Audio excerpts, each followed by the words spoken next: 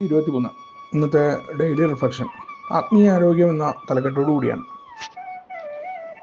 നാലാമത്തെ പടിയുടെ വിദ്വേഷത്തെക്കുറിച്ച് പറയുന്ന ഭാഗത്താണ് ആ ഒരു പരാമർശം. അവിടെ നിന്നാണ് ആ ലിറ്ററേച്ചർ എടുത്തിട്ടുള്ളത്. അപ്പോൾ ആൽക്കഹോളിക്സ് അനോണിമസിൻ്റെ കൂട്ടായ്മയിൽ വന്നിട്ട് മദ്യാസക്തി രോഗമാണ് എന്ന് ആദ്യമേ അറിയാം.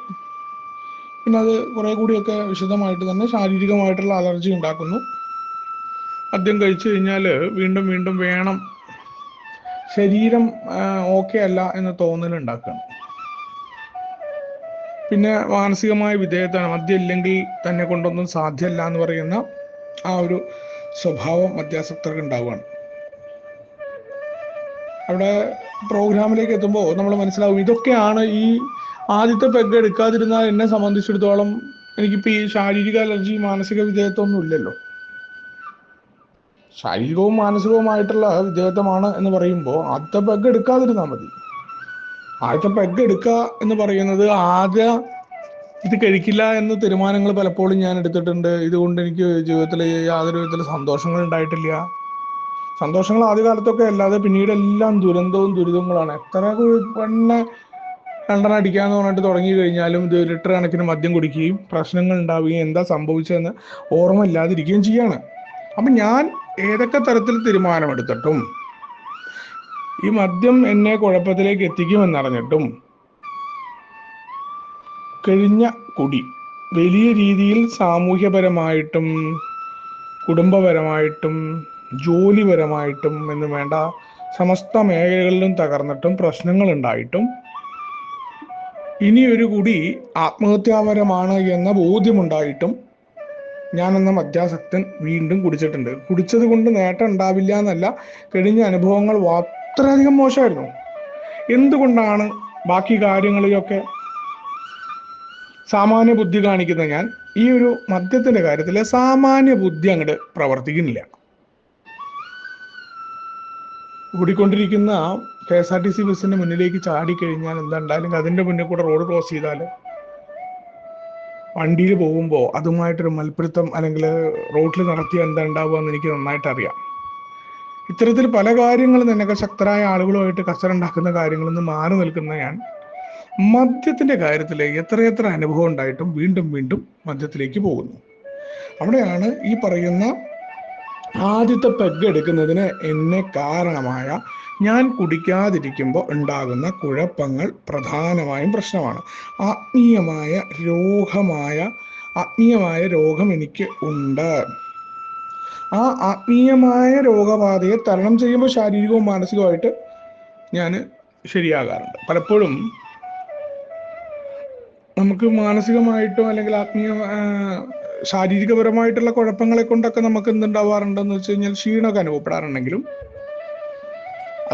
അതിൻ്റെതായ മരുന്നെടുത്തു കഴിഞ്ഞാലോ അതിൻ്റെ ചികിത്സ ചെയ്താലോ മാറും. പക്ഷേ ശരീരത്തിന് യാതൊരു അസുഖവും ഇല്ലാതിരിക്കുക, പറയത്തക്ക പ്രത്യേകിച്ച് യാതൊരു വിഷമവും ഇല്ലാതിരിക്കുക, അങ്ങനെ ഇരിക്കുമ്പോഴും എന്തെന്നറിയാതെ ഒരു നിരാശ, ഒരു വിഷമം, ഇതിലേക്ക് നമ്മൾ പോകും. അറിയില്ല നമുക്ക് കാരണം എന്താ എന്ന് ചോദിച്ചാൽ പ്രത്യേകിച്ച് ആരോടൊന്നും പറയാനൊന്നും ഉണ്ടാവില്ല. എന്തോ അങ്ങനെയാണ് എന്ന് പറയണ പോലെ ഒന്നുമില്ല എന്ന് പറയും. എന്തോ കാര്യമായ കുഴപ്പങ്ങൾ നമുക്ക് ഉണ്ടായിട്ടുണ്ടാവും. അതേപോലെ തന്നെയാണ് ഈ ആവേശം വന്നു കഴിഞ്ഞാൽ നമുക്ക് നിർത്താൻ പറ്റാത്തൊരവസ്ഥ ഉണ്ട്. അപ്പോൾ ഇത് രണ്ട്, ഡിപ്രഷൻ അതല്ലെങ്കിൽ ഉന്മാദം, അതല്ലെങ്കിൽ നമ്മൾ ഫാസിനേഷൻ ചെയ്യും, ഇല്ലാത്ത കാര്യങ്ങളെ സങ്കല്പിച്ച് ഉണ്ടാക്കിക്കൊണ്ടേയിരിക്കുകയാണ്. ഇത് ഒരു കുഴപ്പങ്ങളും ഇല്ലാത്തപ്പോഴും ഇത്തരം കാര്യമുണ്ട്. അവിടെയാണ് ഈ ആത്മീയമായ രോഗത്തെ ഞാൻ തിരിച്ചറിയുകയും ആ ആത്മീയമായ രോഗത്തെ ശമനം വരുത്തണം. അപ്പോഴാണ് എനിക്ക് ശരിക്കും ഒരു പരിധിവരെയൊക്കെ മനസ്സ് നമ്മുടെ ക്ലിയർ ആണെങ്കിൽ നമുക്ക് നല്ല ഉണർവുണ്ടാവും. അമിതമായ ഉന്മാദം ഉണ്ടാവുന്ന എല്ലാം ഭയങ്കര സംഭവമായിട്ട് ചെയ്യുന്ന ആ പരിപാടിയല്ല. ആ സംഭവങ്ങളെയും ചുരുക്കിയിട്ട് ആ മിതത്തിലേക്ക് കൊണ്ടുവരാൻ നമുക്ക് എങ്ങനെ സാധിക്കുമെന്നാണ്. അത് രണ്ടും നമ്മൾ തിരിച്ചറിയുന്നതാണ് ആത്മീയമായ രോഗത്തെ നമ്മൾ അണ്ടർസ്റ്റാൻഡ് ചെയ്യേണ്ടതും. അത് അണ്ടർസ്റ്റാൻഡ് ചെയ്തിട്ട് ആ ആരോഗ്യം നമ്മൾ വീണ്ടെടുക്കേണ്ടതുണ്ട്. നമ്മൾ ജീവിതത്തിൽ അല്ലെങ്കിൽ കഴിഞ്ഞ കാലത്തെ ശുചീകരിക്കുന്നതിൻ്റെ ഭാഗമായിട്ട് 5ാമത്തെ പടിയൊക്കെ ചെയ്യുന്നതിൻ്റെ പ്രധാന കാരണം ആ ആത്മീയ ആരോഗ്യത്തെ വീണ്ടെടുക്കാൻ ഉള്ള ആദ്യത്തെ ഒരു ശ്രമമാണ് 5-ാം പടി. പിന്നീട് അത് ജീവിതത്തിൻ്റെ തന്നെ ഭാഗമായിക്കൊണ്ട് നിരന്തരമായ പ്രവർത്തനമായിട്ട് മാറ്റിക്കൊണ്ടിരിക്കുമ്പോഴേ നമുക്ക് ആത്മീയ ആരോഗ്യത്തെ ഉണ്ടാക്കിയെടുക്കാനായിട്ട് സാധ്യമാവുള്ളൂ. വ്യക്തിപരമായിട്ട് നമ്മൾ നമ്മളെക്കുറിച്ചുള്ള കണ്ടെത്തലുകൾ നടത്തുന്നു. എങ്ങനെയായിരുന്നു നമ്മുടെ കഴിഞ്ഞ കാലം ഉണ്ടായിരുന്നത്, എന്താണ് നമ്മുടെ കുഴപ്പം, നമ്മുടെ പരാജയങ്ങൾക്ക് കാരണമായിട്ടുള്ള തീരുമാനങ്ങളും വൈകല്യങ്ങളും ഇതെല്ലാം എന്താണ്, ഇതെല്ലാം എന്താണെന്നുള്ള ബോധ്യം ഉണ്ടായിട്ട് ഒരു സുപ്രഭാതത്തിൽ അങ്ങോട്ട് ബോധ്യം ഉണ്ടായത് കൊണ്ടോ തിരിച്ചറിഞ്ഞത് കൊണ്ടോ ഒന്നും മാറ്റാനായിട്ട് എന്നെപ്പോലൊരു മധ്യാസക്തന് സാധ്യമായിരുന്നില്ല. അതാദ്യം അംഗീകരിക്കാൻ പറഞ്ഞു. അങ്ങനെ എത്ര പെട്ടെന്ന് അങ്ങ് മാന്യനായിട്ട് മാറി എല്ലാം അങ്ങ് വിട്ട് ഏതോ ആകാശത്തെ മഞ്ഞുമലകളുടെ കീഴിൽ ഒരു കസേരയിട്ടിരിക്കുന്ന അവസ്ഥയിലൊന്നും ആയിരുന്നില്ല. എൻ്റെ പല രീതിയിൽ പ്രകടമാക്കപ്പെട്ട എൻ്റെ സ്വാർത്ഥതയെ ഞാൻ തിരിച്ചറിയുക. പല രീതിയിലാണ് ഈ സ്വാർത്ഥത കടന്നു വരുന്നത്. ഓരോ പ്രശ്നങ്ങളുടെ പിന്നിലും ഈ സ്വാർത്ഥതയുണ്ട് എന്നുള്ളത് കണ്ടെത്തുക. അതാണ് എന്നെ പരാജയപ്പെടുത്തുന്നതെന്നുള്ള ബോധ്യമുണ്ടാവുക. ആ സ്വാർത്ഥതയുടെ വിവിധ രൂപങ്ങളിലെ പ്രധാനപ്പെട്ട വിദ്വേഷത്തെയെല്ലാം തിരിച്ചറിയാനാണ് 4-ാമത്തെ പടി നമ്മളെ സഹായിച്ചത്. എവിടെയാണ് നമുക്ക് ആരോടാ വിദ്വേഷം ഉണ്ടായിരുന്നു? ഈ വിദ്വേഷം മാറ്റിക്കഴിഞ്ഞാലേ നമുക്ക് മറ്റു മനുഷ്യരെ കുറിച്ചും നല്ല രീതിയിൽ ചിന്തിക്കാനും നമ്മുടെ പാർട്ട് തിരിച്ചറിയാനും പറ്റും. കാരണം ഇതിൽ നമ്മുടെ പാർട്ടാണ് പ്രധാനം. അവർ നമ്മളോട് പെരുമാറാനുണ്ടായ കാരണമായ നമ്മുടെ വൈകല്യങ്ങളും നമ്മുടെ കുഴപ്പങ്ങളും നമ്മുടെ സ്വാർത്ഥതയും നമ്മൾ തിരിച്ചറിഞ്ഞു കഴിഞ്ഞാലാണ് ഇന്നിൽ ജീവിക്കുകയും അതിനെ മാറ്റി തീർത്തുകൊണ്ട് നമുക്ക് മനോഹരമായിട്ട് യഥാർത്ഥ സ്വാതന്ത്ര്യത്തിലേക്ക് പോകാനായിട്ട് പറ്റുകയുള്ളൂ.